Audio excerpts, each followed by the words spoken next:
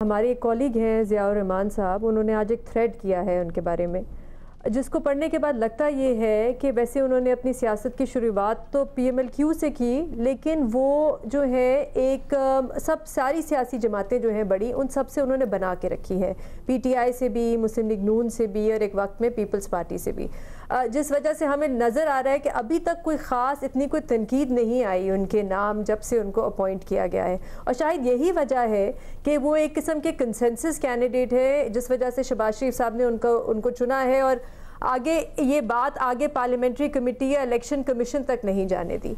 दूसरी वजह मेरी राय में ये भी हो सकती है कि देखें, ये जो हुकूमत है और जो इस वक्त मौजूदा इस्टेब्लिशमेंट है, उनका बहुत बड़ा फोकस जो है वो है इन्वेस्टमेंट पे, कि बाहर से इन्वेस्टमेंट लाई जाए।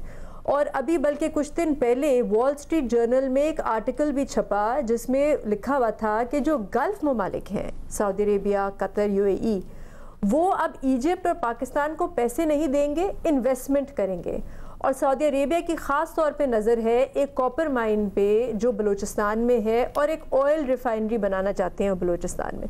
तो हो सकता है इस वजह से भी काकर साहब का नाम फाइनलाइज़ किया गया हो कि वो ये सारे मामलात जो हैं ख़ास तौर पे अपने सूबे में उनको फैसिलिटेट करेंगे, उनको आगे लेके जाएंगे। और जैसे हमने देखा कि इलेक्शन का जो कानून है उसमें तरमीम भी इसलिए की गई कि जो भी इन्वेस्टमेंट आएगी उसमें कोई रुकावट ना बने निगरान वज़ीर आज़म।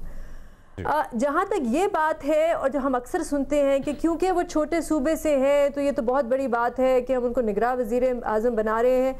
आपको याद है 2018 में जब संजरानी साहब को सेनेट चेयरमैन बनाए जा रहे थे, तो तब हमें कहा जा रहा था, बड़ी वाह हो रही थी कि बलूचिस्तान से पहली बार सेनेट के चेयरमैन आ रहे हैं, हिस्ट्री इज़ बीइंग मेड। आप मुझे बताएं कि उससे क्या फ़र्क पड़ा बलूचिस्तान की आवाम में, कोई उनको कोई फ़ायदा पहुंचा? उससे पहले भी, ये पहली बार नहीं है कि कोई निगरान वज़ीर आज़म बलूचिस्तान से आ रहे हैं, इससे पहले भी 2 बार आ चुके हैं। हमारे एक इलेक्टेड वज़ीर आज़म बलूचिस्तान से आ चुके हैं, लेकिन वहाँ की आवाम को कोई ख़ास फ़र्क नहीं पड़ता। तो ये बातें मुझे बड़ी खोखली सी लगती है, इनमें कोई वज़न नहीं होता। लेकिन मैं ये ज़रूर कहूँगी कि जैसे मैंने कहा, मैं उनके बारे में ज़्यादा कुछ जानती नहीं हूँ, लेकिन एक चीज़ बहुत वाज़ेह है मुबश्शिर, कि जिस सिस्टम को वो आ रहे हैं संभालने के लिए, वो सिस्टम पहले से रिग्ड है। यहाँ पे मेरे ख्याल से इस मुल्क में इस वक्त किसी को ये गलत फहमी नहीं है कि फ्री एंड फेयर इलेक्शंस होंगे। जब भी इलेक्शंस होते हैं, आपने एक बहुत बड़ी सियासी जमात को उठाया और उसे ख़त्म कर दिया। मैं PTI पे बहुत तनकीद करती हूँ, मैं इमरान खान साहब पे भी बहुत तनकीद करती हूँ, और मैं करती रहूँगी, क्योंकि मेरे ख्याल से वो एक पॉपुलिस्ट लीडर है। लेकिन इस बात को आप नज़रअंदाज या इग्नोर नहीं कर सकते कि उनका एक जेन्युइन सपोर्ट बैंक है।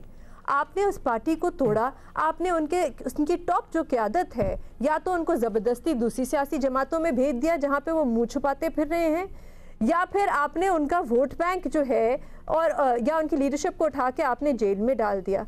तो इन हालात में यहाँ पे आजकल तो लोग अपने घर पे PTI का झंडा लगाने से डरते हैं। तो इन हालात में किसी को लगता है कि फ्री एंड फेयर इलेक्शन होंगे? तो मैं तो मुबश्शिर सिर्फ एंड में ये कहूँगी कि फ़र्क नहीं पड़ता कि कौन निगरान वज़ीर आज़म है, कौन केयर टेकर कैबिनेट है, इंफॉर्मेशन मिनिस्टर है, फाइनेंस मिनिस्टर है, क्योंकि इलेक्शन ये हमारा रिपीट हो रहा है 2018 का। तब भी उस वक्त के जो मकबूल तरीन लीडर थे, आपने उनको उठाया, उनको उठा के साइड पे किया, उनकी सियासी जमात के हाथ बांधे और कहा जा जाओ के इलेक्शन लड़ो। वही हो रहा है, तो कोई नताइज मानेगा इस इलेक्शन के?